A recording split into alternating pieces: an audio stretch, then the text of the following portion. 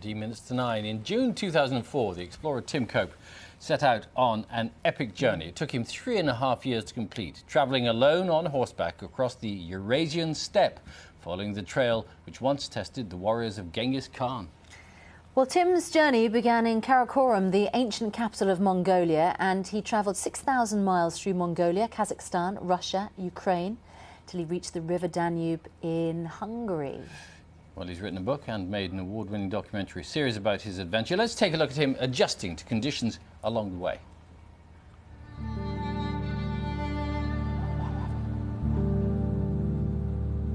Every blade of grass, everything in the landscape's entombed in ice.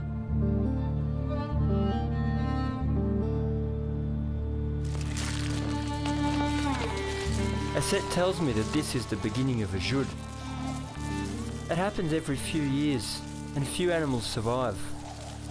Come spring, those animals that are alive are often naked. They eat the hair off each other's bodies.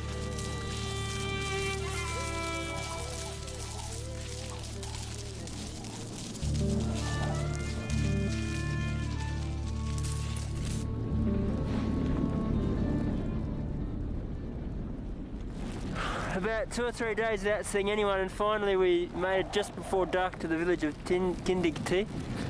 And as usual, we just made it in time for some herders bringing all of their cows back home.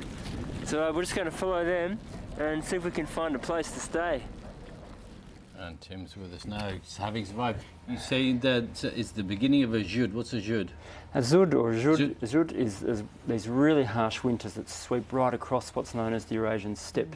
On average, probably every 5 or 6 years. And the steppe being the vast plain. These really vast plains of arid deserts, some of it's grassland, some of it's mountains, stretching all the way from Asia into Europe to as far as the Danube. And in these conditions, you can have as low as minus 50 degrees Celsius. You have these windstorms, snow build up. In that case, the video we've just seen, that was the beginning of what they call in Mongolian a glass jud, when you get this effect where the ice will melt temporarily, then refreeze, forming this kind of ice skate rink type ice over the land. And you imagine there is no hay and grain in the steppe. All the animals have to forage for their own food 12 months of the year, and so when they can't get through that ice to the food, in the end the result's inevitable. Millions of livestock die. And I think in 2010 in Mongolia, about a quarter of the livestock there died in a jud, particularly bad one. You did this journey on horseback. Yeah. But not just one horse. Your horses kept going missing, didn't they? It was a bit of a rude awakening when I began. One of the problems of this journey was that I couldn't ride a horse. In fact, I'd come up with the inspiration. Did you know you were having to go on horseback? Well, I didn't. The horses chose me in a way. When I was 21, I found myself riding a bicycle, in fact, across Russia to Beijing, and these incredible horsemen and horsewomen would just appear out of nowhere over the horizon. The kind of big cloaks called dells flailing in the wind. They'd say hello and then gallop off to wherever they wanted, and it left me feeling like a wimpy tourist, kind of pushing my bikes along these miserable tracks that had a predetermined destination. And I wanted to know what it was like to have that freedom to break away from roads, to live in a world where there's no fences for thousands of miles.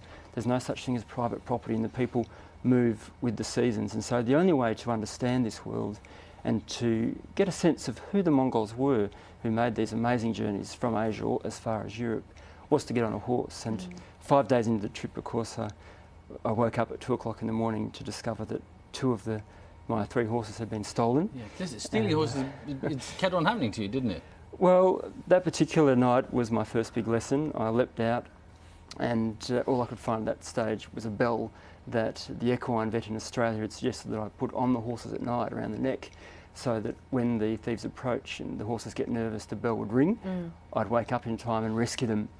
Of course, in reality, the sound of the bell ringing as the horses grazed had simply led the thieves straight to my camp in the dark, and they'd galloped off. It was like an advert of where the horses were. And I headed off. I had 1 horse left and took off, and miraculously 2 hours later I saw this herd come over a hill, and at the tail end of it there were my animals, and this herder kind of came up and intimated, well, you must have tied them really badly, they've come to me themselves. And he took me back to his home, feasted on some goat, some fermented mare's milk called arag, and he taught me this really wonderful Mongolian proverb really, which is that a man on the steppes without friends is as narrow as a finger, and a man on the steppe with friends is as wide as the steppe. And that was the first lesson for me, that my role on this journey was to leave my baggage behind as a Westerner. The journey was a vehicle to get into this culture, to get beneath the surface and understand who these were. And eventually I learnt during this journey that if someone's trying to steal your horse, it's to be taken as a compliment, because it means that you've got a horse that's worth treasuring. A man in a tent on the steppe is a man without any horses, pretty much, as well. You took, was it 3.5 years, your journey to? That's right. How long did it take Genghis Khan? Well, Genghis Khan himself never made it to Europe. He made an audacious claim in 1206 that he was the ruler of all those people who lived in felt tents.